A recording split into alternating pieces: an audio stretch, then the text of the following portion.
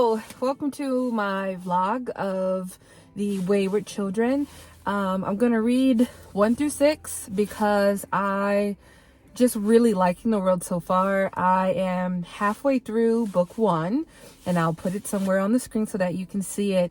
And it's following the story of this school, and it's a school specifically for children who were lost and went into some type of world or through a door to get to a world, and was there for a while, then came back, and their parents were like, look, I don't know who you are anymore, so I'm gonna send you to a place that you can become normal again. And what really sold me with being like, okay, I'm gonna finish the rest of the series is that there is ace representation in this book, in addition to there being a line of when the main character was confused why there's all these girls in this school and it's supposed to be a co-ed school, and she's like, where are the boys? Why is it only 3 boys? And one of the teachers or the head of the school was like, girls are taught to be silent, taught to be small, and boys are taught to be wild and big and all these things. So people notice when boys go missing and they send out search parties and this and that. But when a girl go missing, people don't give that much attention to that girl. And then the parallel of that teacher explaining that to the main character, and also the parallel of that being very prevalent in our society, I guess our society here in America, just spoke volumes. And I said, I think I like this book. And also the idea of trying to fit in and trying to figure out if where you were, if that was actually toxic or not, or if it was actually a loving place. It kind of reminded me of me getting into the world of different children who goes to different worlds through different doors, and be like, well, I don't think I had abusive parents or caregivers. They loved me. This is how they showed love.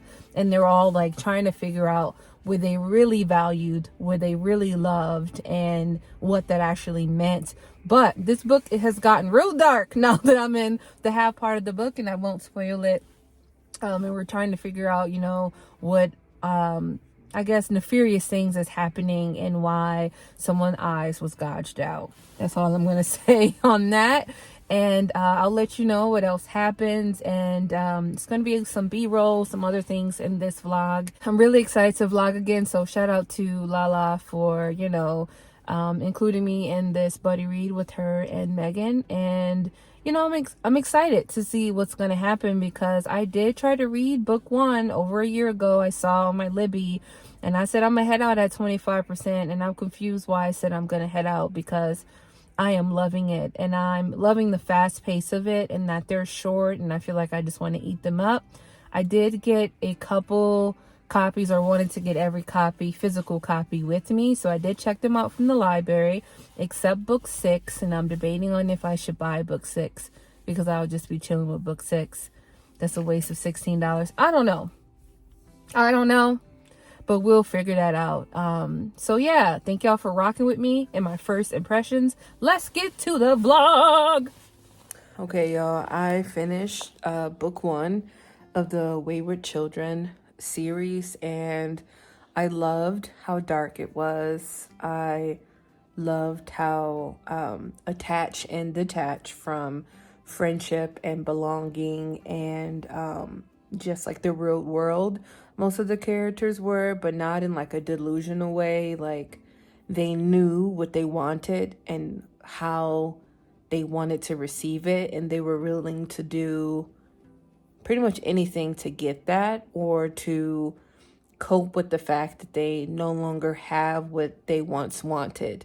And I know that might sound a little loopy because I don't want to spoil the book, but the themes about, feeling abandonment from place and feeling abandoned from parents or caregivers was done in a way that I think like younger readers would really appreciate, especially younger readers who have a hard time fitting in or have a hard time finding a group of people or a place where they can be themselves authentically.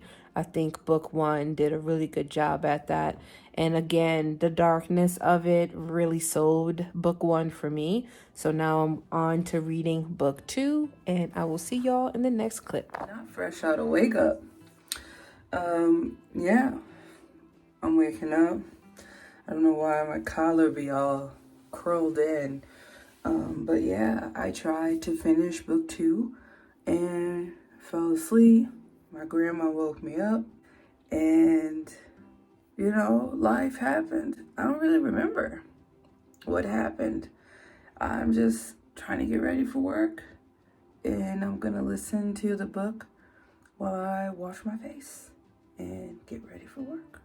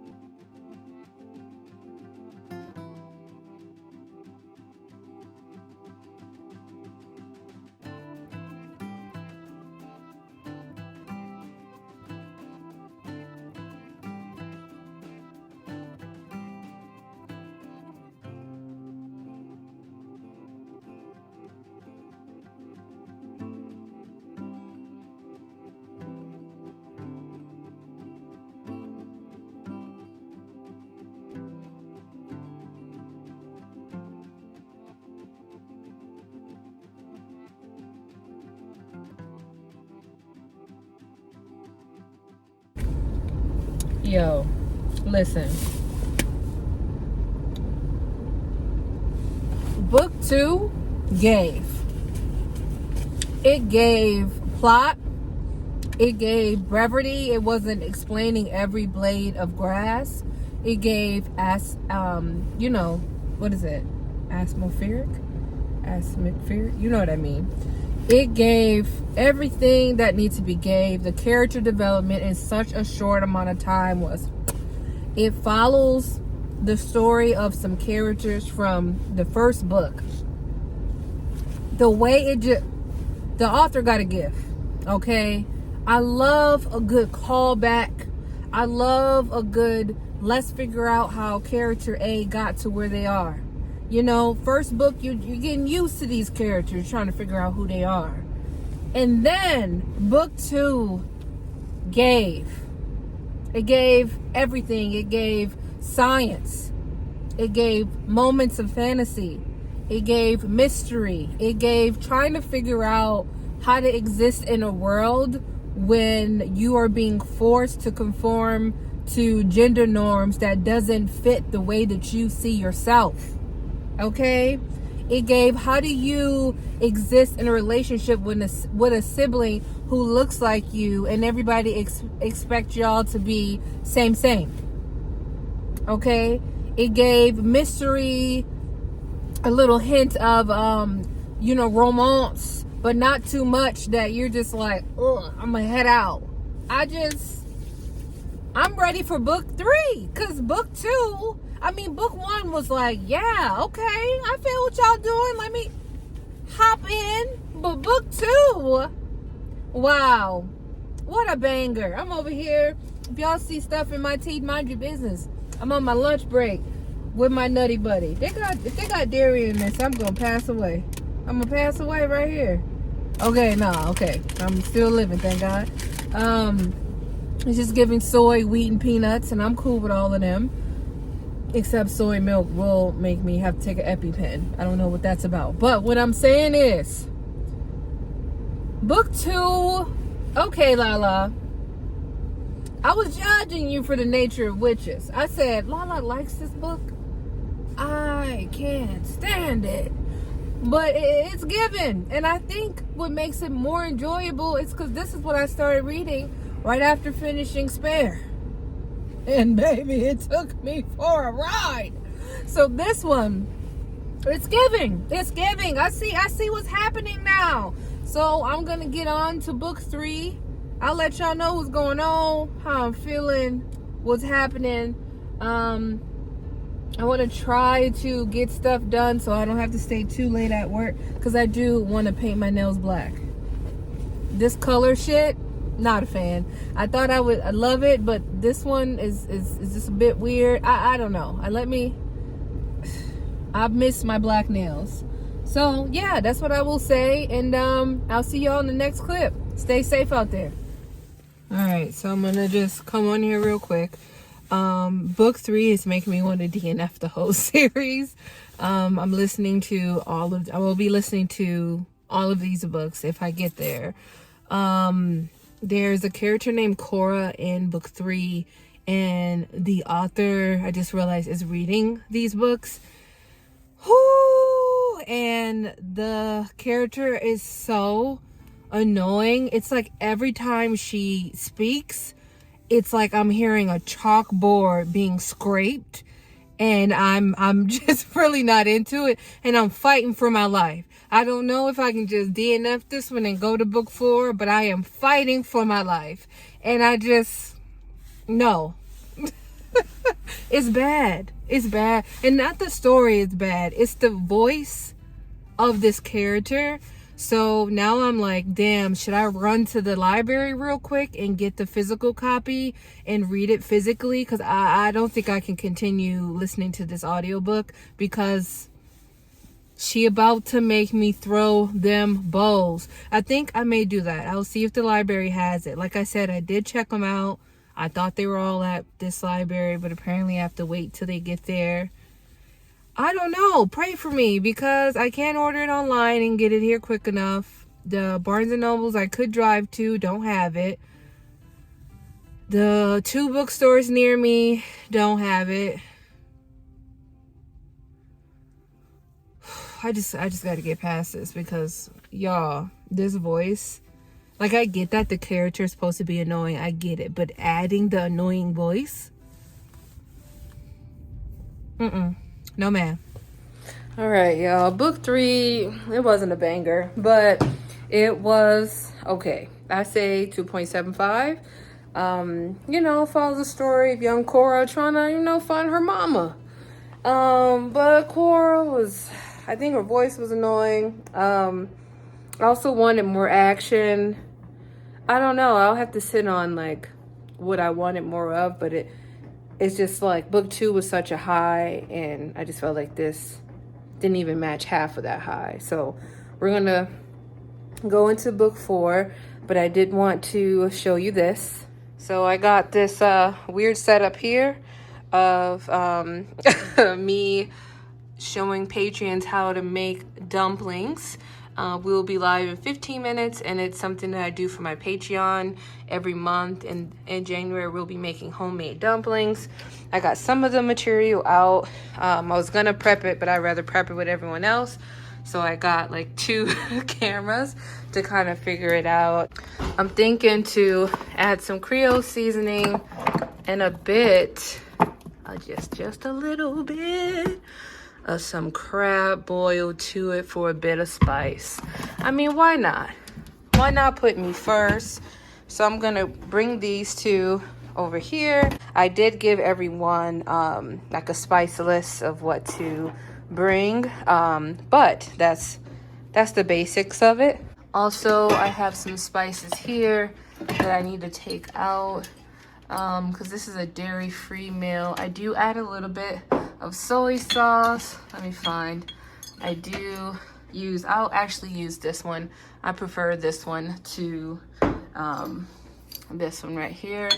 I also have, I could add that sriracha oil, but I have a better oil. This rice vinegar, oh, that's embarrassing. That's embarrassing. I feel like I have another one. This is what I'm looking for, right here. This fish oil is literally God's gift to earth. Don't argue with me, argue with your mama. As always, I keep that thing on me. I keep that thing on me. I keep that thing. As I proceed, boom, to give you what you need. Da-da-da-da-da-da. So these will be the condiments that go for the sauce at the end. But I do like to add a little bit of this into my mix as well. Here is the garlic that is needed for this recipe. I need to make it ASAP because I forgot about this garlic and it's out here, you know, trying to do the Lord's work, trying to head out, but I'm not standing for it. Okay, so I finished the story of Lundy in book 4, and y'all, that one was good too. You came back for it, Sean. You came back from it, I should say, because I thought you were trying to leave us in the dust. What I will say is I did find it to be very entertaining, especially, that's not me farting, that's my chair. I need a new chair, but especially the part where they were constantly referring to like stuff needs to be bargained. You need to think about the cost of things. You need to be more conscious of the things that you ask, because sometimes you'll get something that you didn't want. So be careful what you wish for is what I pretty much got from book 4, and I did enjoy it. I'm excited to see what happens with the main character, if there will be any more development in their condition. I don't know, but we'll see. I'm on book 5 right now, and you know, Jack is back, and I'm excited that the character Jack is back. And you know, it's just good to revisit a character that I really liked, because book 2 was just chef kiss. So we got Jack back, and we're trying to help Jack and the Moors figure out how to deal with a very particular predicament that they're in, and how to really reclaim their time. What I'm liking a lot about this book is how it is very important to distinguish twins as individuals and not as one single unit. And also to understand that, you know, OCD exists, and how that can present for someone, and what goes on in their mind, and the false fallacies that they tell themselves to keep acting in their compulsions, or you know, keep cycling through the obsessions. So I thought that was done well from my therapist, you know, point of view. So yeah, we'll see what's happening there. Hey y'all. So you're gonna see this whole outfit in another clip, a couple clips from now. But I realized I never talked about book 6. I'm so mad about that. So let's talk about book 6. I really liked book 6. It follows a story of this young girl. She's going to Hoofland, and she goes through this door because people are bullying her. Her parents kept something from her about her identity and then told her, and she ended up trusting somebody that she shouldn't have trusted. The whole time, I was like, don't trust this snake in the grass. She fast with it. Viper, don't trust this snake in the grass. But she trusted her, told her one of her deepest, darkest secrets, and she did what? Turned against her. So she's scared. She a young baby, still got baby milk hanging off the tongue. She goes and find a door. That's pretty much the thing that happens in all the books. Finds the door, goes to Hoofland, find these like centaur, horse folks, unicorns. They snacking on unicorn. I said, not you snacking. Not you got one in the teeth and you need the floss. You need to get a water pick to figure it out. It was given too much. But she's going and she's figuring out things. She's like, maybe I can stay here. Maybe I can leave. You know, she's trying to figure out if she want to stay there or go home or what that looks like. It just keeps going. And, you know, it just gives a new meaning to horse girls. I've been figuring out what a horse girl is. And, you know, just out here learning about what y'all be talking about over there in the UK. So that's pretty much what happening in this book. The parts about identity and finding yourself and accepting yourself and knowing who you can trust about the most intimate parts of yourself was like the bangers of this book. I'm wondering what someone may feel who share the same identities as this little girl. I'm interested to know their point of view or point of views from multiple different people who share this type of identity, because I don't want to spoil it, because if I tell you, it would be a spoiler. So yeah, that's what I wanted to come in and say, and I'm just mad at myself that I did not talk about one of the best books out of this series for me, which is book 6.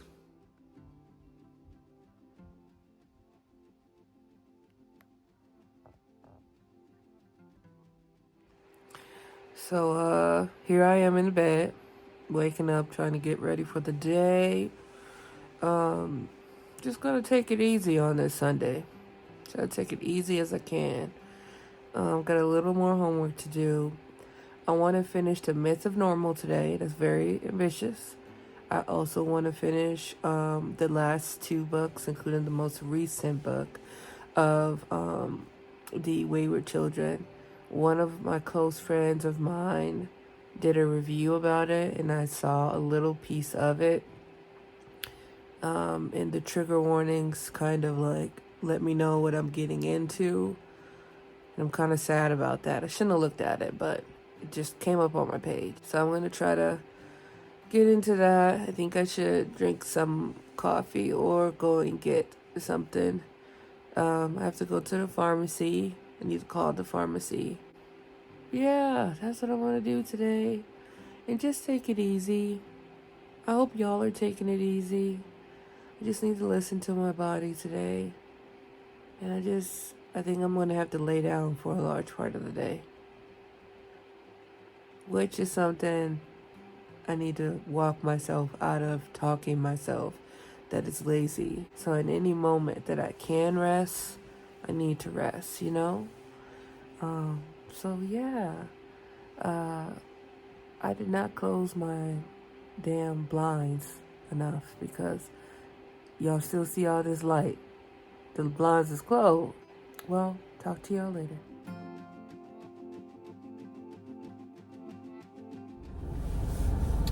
Okay, y'all, I am deep in book 7, and it's just banger after banger. Let me cut off my car.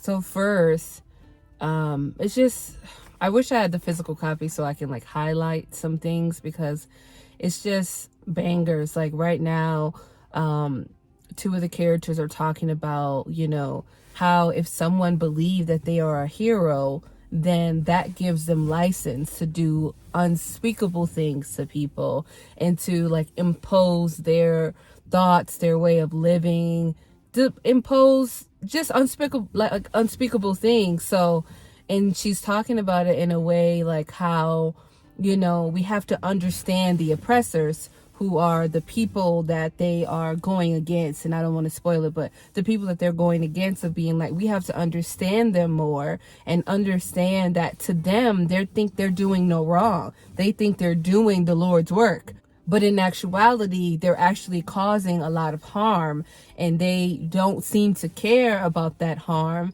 And it's also interesting in this book how it's also touching to how privilege also plays a part in people like God complex of thinking, you know, I'm here to save you. I'm going to do this. I'm going to do that. I'm going to make sure you're okay, but not once asking the people that you're trying to help what they need. And how do they need to be supported, and what kind of resources that they need to heal. And it just, each book has elements of things that are more deeper or more nuanced than what can be, you know, on the surface. There's even a section in this book that talks about how, you know, why can't we all be heroes? Like we have been taught so long that in history books that heroes are only white men. Why can't heroes look like us? You know, and it's just so beautiful of how that is being put into the book, because of course they're not just going to be white children who's reading this book, or white people who's reading this book. So making sure that you are being conscious of the readers, and not only the readers, the world, and how it impacts each of the characters, from the first book to this seventh book was just done really well. And don't get me wrong, I still have some books in this series that I'm like, that was a banger, that was a banger. Shine went to sleep on this one, but still, I just like that I get to think deeper into a book that is shorter, because often people are like, oh, you read short books and they don't have this and they don't have that, and I'll be like, look, and your daddy should have swallowed, and here we are. Here we are. No, I'm just kidding. I'm totally kidding, just doing that joke. But you know, here we are. It is what it is. And I think I meant another parent should have swallowed. You know, some jokes just take a turn. So that's kind of where we're at. We'll just let that go somewhere else, okay? Anyway, I went to the pharmacy like I said I would. I got some things that I needed. I'm so excited that now I can get my my asthma medication. It's been months since I've gotten it. I've not been feeling the greatest. Been trying to do every natural way to not have an asthma attack. So now my my medication is a bit more affordable now. So I'm very excited about that. I have to go and get some pillowcases, and then I'm going to treat myself to some potato olays from Taco John's with no seasoning. A small one, because every time I get a medium, I never finish it. And that's all I really want from there. And then I'm going to go home, do a little bit more homework, and just rest. Because, you know, that's just kind of where I'm at. And probably put some lotion on these hands. You know what I mean? I'm just out here showing y'all the ash. No, I don't like any part of that. Anyway, catch y'all on the next flip, or the next script, or the next clip. Trying to give y'all enough light. Just finished book 7. I think that one pulled to my heartstrings more than the other one. It was just real sad. We get introduced into another school, and you know, one of the characters is really struggling with her identity, and that the other people are trying to claim her body, and she's like, this is my body, I have autonomy over it, and just trying to grab a voice for it. Also, you know, the main character has a little bit of like that martyr complex, and you know, her friends won't stand for it at all. Y'all know how I feel about characters that's just really gonna hone in on being a martyr. It is very annoying to me to read as a reader, but I understand why it's put in there. But I think this author did a good job of making sure we got like Salt Bay action of it. My arm is hurting. I really liked the part of this book where we talked about like names and how powerful your name is and what your name means, and how, you know, you want to stay true to yourself and know who you are, or other people will try to exploit you. These are great things that young folks should be aware of. You don't want to be my age, tender 21, and not aware of what's going on, you know? So, yeah. But I'm on to book 8. It is now 5:54 my time. Hopefully I can finish book 8 before 10 o'clock, and then read like maybe 2 chapters of The Myth of Normal, and then try to finish them. I don't know. We're gonna see. I'm gonna lay down and figure out life. You know what I mean? So that's kind of where I'm at right there. I did eat a bit, which is good. But now I'm tired and starting to get the itis. Okay? I gotta fight the itis for my life. You know what I'm saying? So hopefully I can just move past that. I do got some lemons. Oh my God, I got lemons and ginger.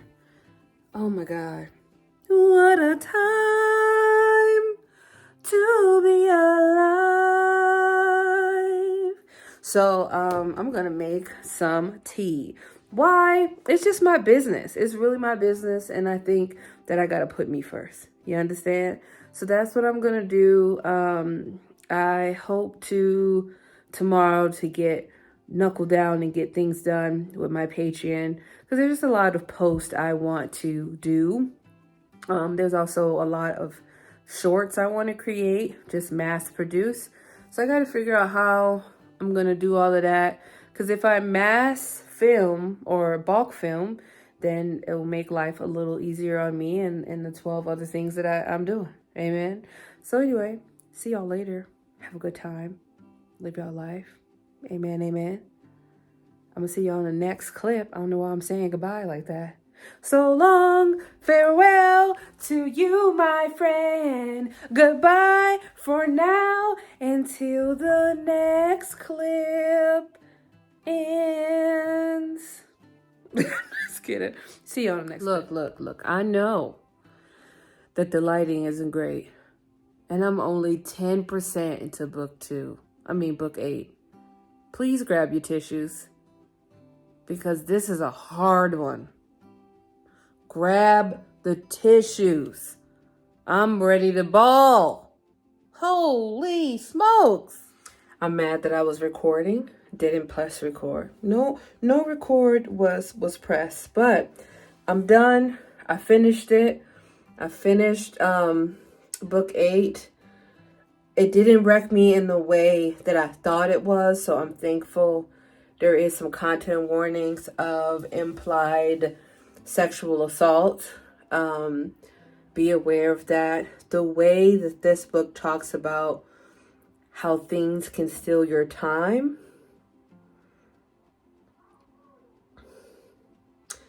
I don't know what the author's doing. Are you sitting there with a notebook and being like, I think this would be cool. I think that would be cool. And then you just come up with these worlds? Like, I'm confused. But keep doing what you're doing. I hope there's a book 9. I need to put my hair back there. I hope it's I hope it's a book 9. And I'm excited to see what happens and what goes from there. As I keep saying, my arm keeps hurting. So when we think about all the books that I liked. So if I had to do them in order, it would be 2, 5, 1, 6, 7, 3. I think, yeah, that would have to be my rating. But again, that's where I'm at. And I'll see y'all in the next video. Don't forget to like, comment, and subscribe. And starting this year off strong with finishing one of the series that I wanted to finish. And I'm very happy about that. So see y'all later. Have a good night.